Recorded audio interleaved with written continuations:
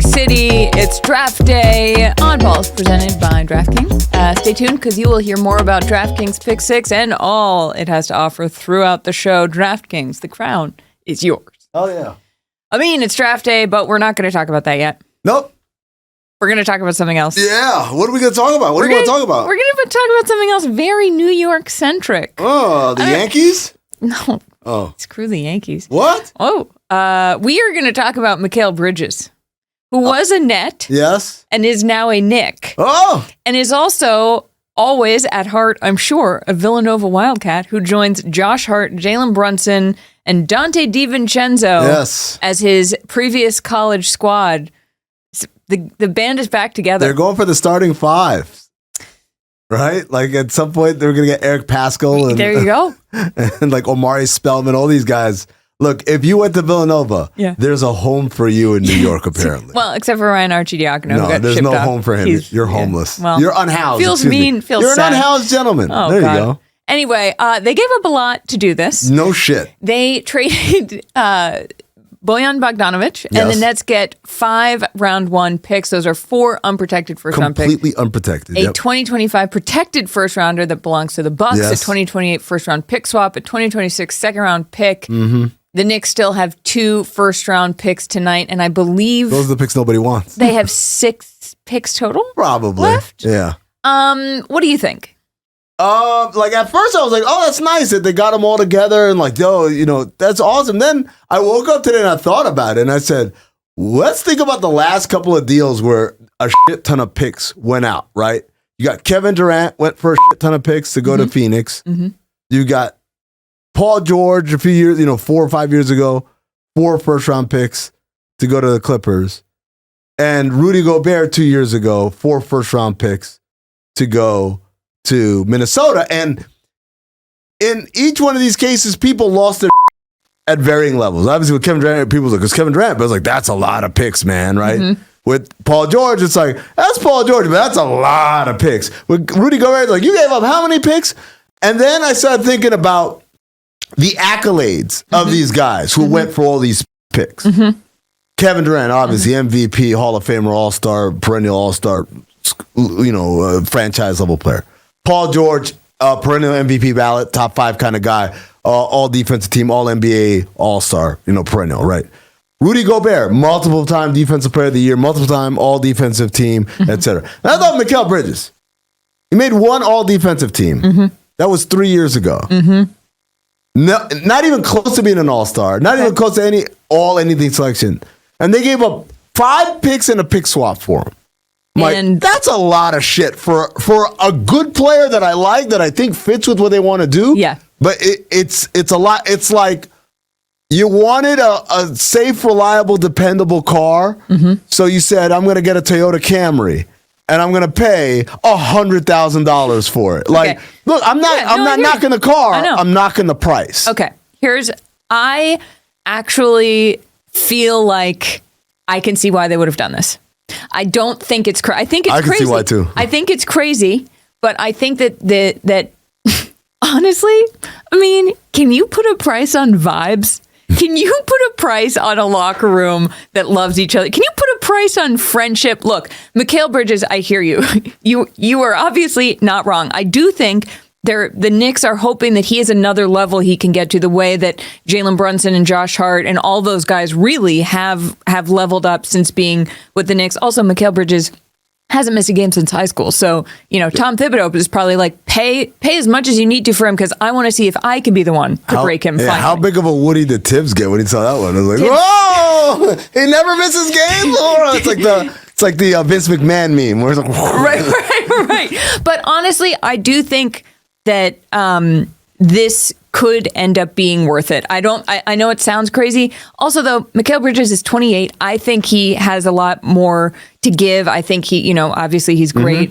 He can shoot threes. He can defend well. Also, I talked to my New York Knicks fan husband who said, before he prefaced this, he said, I'm probably biased and speaking from emotion, and the front office is better now. He said, but draft picks, schmaft picks. He said, we got Kevin Knox. We got Frank Ntilikina. I always want to say Frankie Smokes Carolina. is what they called him. Frankie Smokes. They got They even RJ Barrett, Emmanuel quickly, they're gone. He was like, give them all the picks for a player who's good. Like, that hasn't worked for us in the past. I mean, like, you could also argue the opposite. Like, they did draft Miles McBride. He's been a pretty good player, right? That's true.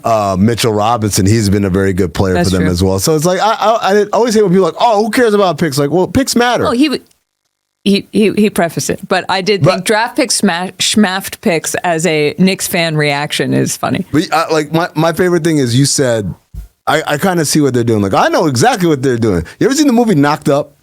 Remember the scene where Seth Rogen first gets in the club and he like approaches Katherine Heigl and he's dancing and he's doing the dice dance. Yeah. And she's like, oh, cool. And she starts dancing with him and his boys are watching from afar and they're like, he's doing the dice thing too much, right? That's what the Knicks are doing. They're Counterpoint. They're doing the nice thing to it. Too many Villanova guys. The dance moves worked.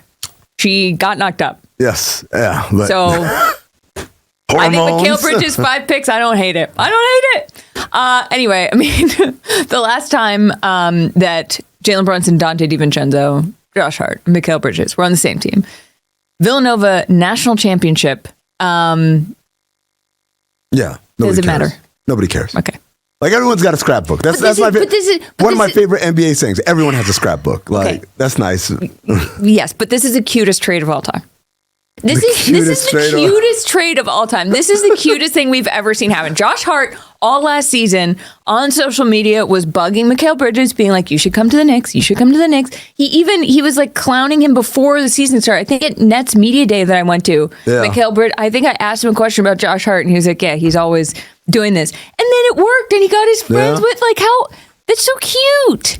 Yeah, I don't know, man. I just feel like, you're like, is there a price on vibes? Like, was the vibes bad before? It seemed like they had pretty good vibes. That's true. I don't know if you needed 5 first-round picks worth of more vibes. I think, like, they had okay vibes. Like, here's another question for Knick fans. Okay.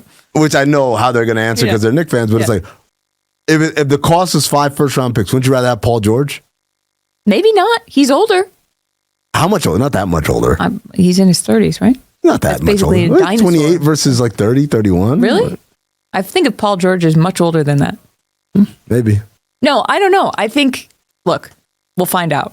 But I do think in terms of like picks aside, what do you see Bridges bringing to this team in a real basketball Yeah, like, I don't want to get it twisted. This guy's a really good basketball player, and he absolutely helps his team. He's a 3-and-D guy, one of the best 3-and-D guys in the league. Yep. The season before when he first got to Brooklyn, he showed a little scoring punch more than just the cuts and spot up threes that he showed in Phoenix. Yeah. So there is kind of a little bit of you think maybe there is a higher level to him. I don't think he really is great at creating for himself, but he doesn't need to at this team because you got Brunson. Right. And I think Tibbs has a more structured offense than what he had in Brooklyn. And if you're looking at the Celtics as the team to beat, you're going to need a lot of these types of guys. Okay. Flip side, I don't know what this means for retaining Isaiah Hartenstein and or OG Anunoby. Was going to be my next question because it feels like, sure, the Celtics, you need wings, you also need centers, although who knows if the Celtics even have centers because Kristaps is hurt and Al's 100 years old. He did a great job though. But is there a way they can make this work money-wise with Hartenstein and OG? OG's easier because it's just, are you willing to... It's not easier. I should say it's more straightforward. Are you willing to pay him the money? The questions are, he's never healthy. When he's healthy, he's amazing for you. Right. But he's never healthy. So how much can you commit? How much can you guarantee to a guy like that? He wants max, full max. Is there a happy medium there? I don't know. Hartenstein is more complicated because he's an early bird free agent, meaning they can only pay him whatever's higher of the average salary in the league, which is somewhere on the $11-12 million range, or 175% of what he made last year. Okay. He made a shade under 10 last year. So we're talking about like $16 million. The problem is his market value is clearly above 20 per year. Right. So would he take a pay cut? Like some might say he's worth 25 a year. He's a $100 million player. Okay. So if you're Hartenstein and you really haven't had that huge payday, are you going to turn down $100 million to take like 64? Yeah. That's a big drop, right? Yeah. Over the span of 4 years. Right. And because the Knicks can't use the early bird rights to pay him more, the only way they can pay him more is if they go under the cap. And this deal kind of, because Bogdanovic's deal was non-guaranteed and all that stuff. There was some wiggle room. There was an idea. Maybe we could go under the cap and re-sign him. Now, to me, Hartenstein would have to have like an immense kind of like, you know what?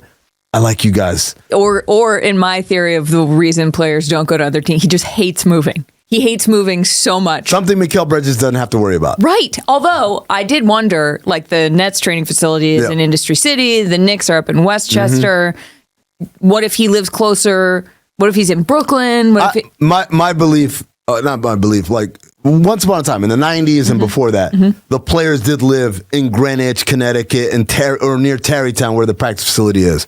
I want to say starting in the late 2000s, mid to late 2000s, more and more players started living in the city because they want the city life. And the team has really done a good job of selling, hey, live in the city, and it's amazing, the energy and all that stuff. So I think all those guys live in the city. If it were up to me, they would all get one house. They get the real world house, and they would have cameras everywhere, and we get to see what happens when guys stop being polite and start being real. Everybody wants mad real. Everybody wants like the next Drive to Survive.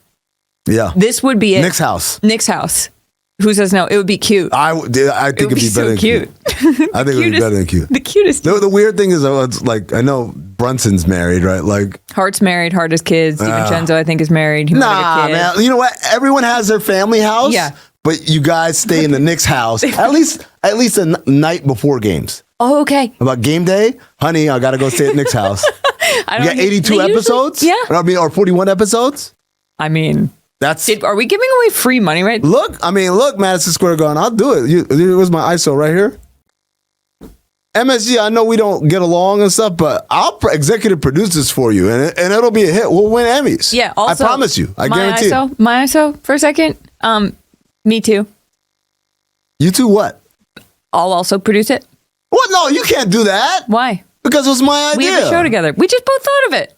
No, I thought of it. Okay. The cameras, the real world thing, that was my joke. The trades don't end there. There's a bunch of stuff going on. I mean, can you explain this to me like I'm 5? The Nets, Rockets, the picks flying all around. It feels too much like math. So it is a lot of math, right? So the Nets and the Rockets agreed to swap some of the Nets picks back to Brooklyn. Remember, there was a trade for Harden to go to Brooklyn, and the Nets sent picks to Houston. Houston is now sending some of those picks back in exchange for some of the picks that the Nets got from the KD deal, right? Remember when they sent KD to Phoenix? They got a bunch of Suns picks. Remember we talked about this earlier, giving up a million picks. So now like Brooklyn's like, hey, Houston, do you want some of these Suns picks? You might say, why would they want the Suns picks? Because the Rockets allegedly are getting ready to make their overture for Kevin Durant. And if they do, they want to be able to say to Phoenix, hey, Phoenix, I know you've been worried about those picks you gave up for this guy just a year and a half ago or so. Yeah. What if we gave those picks back to you? Wow. And so Phoenix is like, we kind of feel good because now we're free to be bad. Right. That's the whole point. The reason why your picks coming back to you are more valuable than any old first round picks is because they give you the freedom again to perhaps be bad and do this wrong and not have to worry about, oh my God, I just sent a number 1 pick or a top 5 pick to this other team or rival. So that's what that's about. So Kevin Durant to Houston. Perhaps. I think he should do it. Yeah? I think he should do it. I feel like we talked about this, with these core groups of guys getting older, like the Warriors, the Clippers, the Suns, sort of not as much because of Booker and Beal, but it wasn't working. Right. If you're Kevin Durant and you're looking around, like the Rockets went from being, they were like 20 and 60. They went 41-41 under Ime Udoka. They were a 500 team. Alperen Şengün's amazing. Jalen and he got Green. hurt. Like that, they finished that with him getting hurt towards the end of the year. Yeah. And Reggie Bullock, like they have guys who are playing really well. Put in a Kevin Durant in that young, promising core. All of a sudden, that feels more promising to me than the Suns. Yeah. And also, they've got a lot of hookah in Houston. Oh, yeah. Maybe in hookah heaven. He'll love it. He'll tweet. He'll hookah. The other big story is Brian Windhorst went on Get Up, and he was talking about there are teams lining up to give Paul George a 4-year max. They would have to acquire by a sign and trade. One of them, he said, up the coast, the Golden State Warriors, which people are taking but Paul George to the Warriors. And I was like, I did some digging. I'm like, all right, like how hard is this? Because the rules prohibit you from engaging in a sign and trade, which is the only way they could get him for a max. Right. If you are a luxury tax paying team, which both the Clippers and the Warriors were last year. Here's the thing. Once July 1 hits, the Clippers drop below the tax because of some salaries that come off. The Warriors, on the other hand, this is the way they get it done. they have to renounce Klay Thompson as a free agent. They're basically tabula rasa. They wash their hands Oh my God. of Klay Thompson. And then Chris Paul has a very minimally guaranteed contract. Yeah. Like I think it's like $2 million of whatever he's on the books for 18 or so. Yeah. So you get rid of all of that, and now you are below the tax apron, and now you can acquire via sign and trade Paul George. Oh my God. Feels far-fetched to me. Yeah. That's a lot of moving parts. Yeah. Especially when, again, a team like Philly has the wherewithal and obviously the MVP and all that stuff to just make it happen. Right. Basketball wise, what do you say? Paul George and the Warriors without Klay. It resets them a bit, right? Like Klay, post injuries, hasn't been quite the defensive player he was before. Paul George brings that back. Paul George is more efficient at this stage of his career. Like the sad part is, I hate this for Klay because he's been a loyal soldier. They've been very successful. You don't want to break that core up, but Father Time is starting to look around, and I'm not saying Klay Thompson is done. I think he can help a lot of teams in this league. Yeah. I'm saying relying on him as your second offensive threat for the Warriors, probably not as reliable anymore. Paul George gives you more reliability in that regard. Wow. Same draft class, by the way. There's so much happening. This is fun. Yeah. No, this is fun. This weekend's going to be amazing. And I say that with no irony whatsoever. Hey, our friend, JJ Redick, got introduced as head coach of the Lakers on Monday, and he had some fascinating moments from his press conference. Charlotte, I thought, hey, why don't we play Lie Detector? Okay. This would be fun. All right. Okay. He was asked by friend of the show, Claire DeLune, which misconceptions he was looking forward to disproving. Here's what he said. Okay. I don't really have a great answer for your question because I really don't give a like, honestly. Is he lying? Is he not lying? What do you think? What's your? I don't have my meter on me, so this is I'm gonna have to eyeball this. Yes one. and no. Okay. I don't think he actually cares what people say because he is so confident he believes that he will shut them up by coaching. I believe that he is annoyed that he has to wait that long to be able to try to do it. He has to withstand a summer of people talking about him, and I think he says he doesn't give a f*** about that, and he might not actually think he does, but I think it gets a little crazy. Yeah. Again, this is my ISO because I want to talk directly to JJ. Okay. JJ, what's up, man? Big fan. You're lying.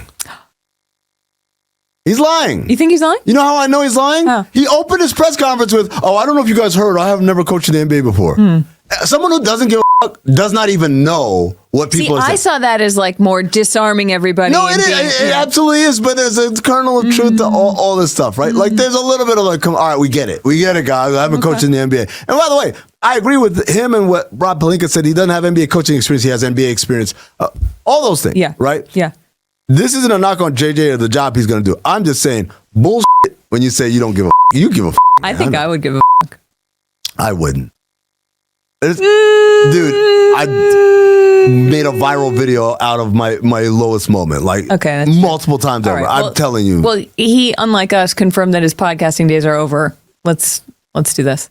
For the time being, and hopefully it's a very, very long time, I am excommunicated from the content space. So there would be no podcast. Okay, at the risk of risking my livelihood, that sounds incredible. Yeah. Yeah. Is he lying? Let me get the ISO again. JJ, what's up? To mean again. You're lying! What? Of course! You don't know what this is? This is La Cosa Nostra. Every time you think you're out, they suck you back in. The media mafia. The mob, bro. We'll never This is for life over here. I'm laughing to keep from crying. I mean, I didn't realize you were at this press conference. I heard you during this question. LeBron and I did not talk about the Lakers job until Thursday afternoon, about 30 minutes after I was offered the job. That was you, right? No. Saying you don't believe him? That wasn't me. Do you believe him? I believe him. I think he's telling the truth there. Okay. He's 100% telling the truth. Yeah. No, that sound is I know exactly what that is. That's the sound of someone in catering or maintenance or whatever out in the hallway who just spilled like their lunch. And like, oh, you gotta be kidding me. And like, I've been that guy before. Right. Like during the press conference, I'm walking the hallway and like I dropped something, my drink that I've been waiting for, like, this Jamba Juice or whatever. It's like, you gotta be kidding me. Great and then I always get like timing, a look from Julie Fye, who was the PR head in Phoenix back then. She just turned around and just give me the look. I'm like, sorry. My bad. Yeah. For what it's worth, I believe him too. Let's do Bet the Show. Yeah.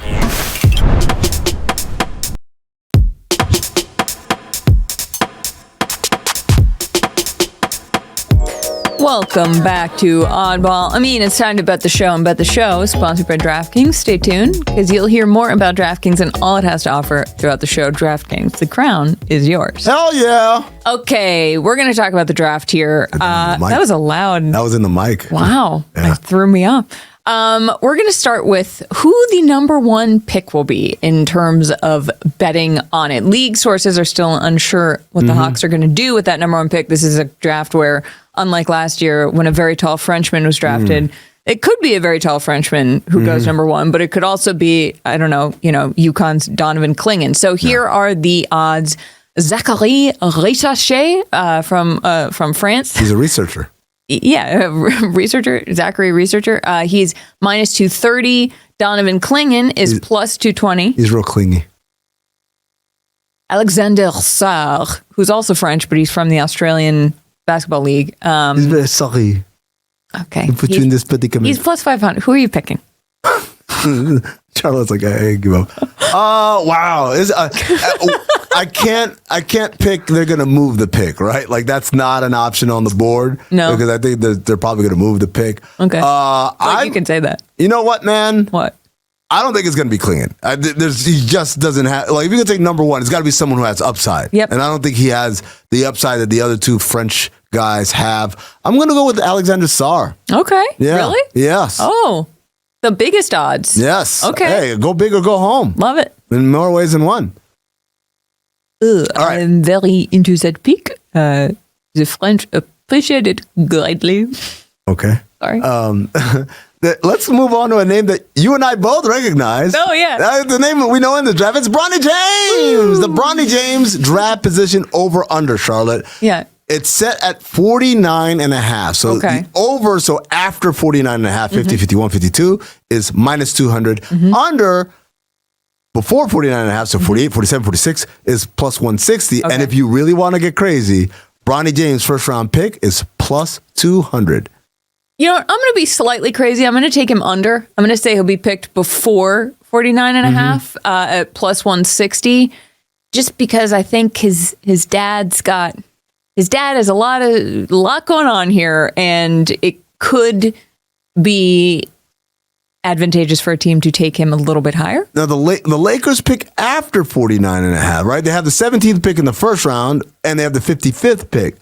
All right, maybe I'm going to be crazy and take him as a round one, as a first round pick at plus 200 then. Because I forgot that the Lakers were after. To take him at a first round pick here's the thing with the Lakers specifically. Yeah. Like, all is well and good about, like, let's keep LeBron happy, whatever. But it's like, you're in a situation where you need to start hitting on their draft choices. And the Lakers traditionally draft really well. You look at Austin Reeves, you look at some of the names you named earlier, Josh Hart and Brandon Ingram and Julius Randle. Like, these are all been Lakers, Kyle Kuzma, these have all been Laker picks. They're good at this. They're good at drafting. So to say, we're just going to take 17th to keep LeBron happy seems kind of crazy. Okay, yeah, maybe you're right. Also, JJ's there now, and he's probably like, can we do some basketball decisions? Can we do some basketball? Can we do some basketball? Okay, the team that Bronny goes to, per DraftKings, these are the most likely teams to draft Bronny. Lakers at minus 120. As we said, they have the 17th, 55th pick. Suns plus 700, 22nd pick. Raptors plus 1,000. Timberwolves plus 1,000. Mavericks plus 1,000. Yep. What do you say? I think I would go with Mavs plus 1,000 because they have a track record of like taking these wild swings. And at 58, it's like, why not? He might develop. The Suns, I think that changes now. Kevin Durant's not even going to be there. Yeah. So I don't think like LeBron would want to go join a team just to play with his son. Oh like my God. he could have done that with the Lakers. LeBron in Dallas. What team are you taking? Lakers. Lakers? Yeah, easy money. Play it safe. Easy money sniper. Shout out Kevin Durant. Yep. Hey, that's it for Oddball. Reminder, Michael Jordan's Defensive Player of the Year award was a sham. Bye. I want to do the sign-offs from now on just so I can say that every single time. Okay. I just short-circuited. Yeah, well.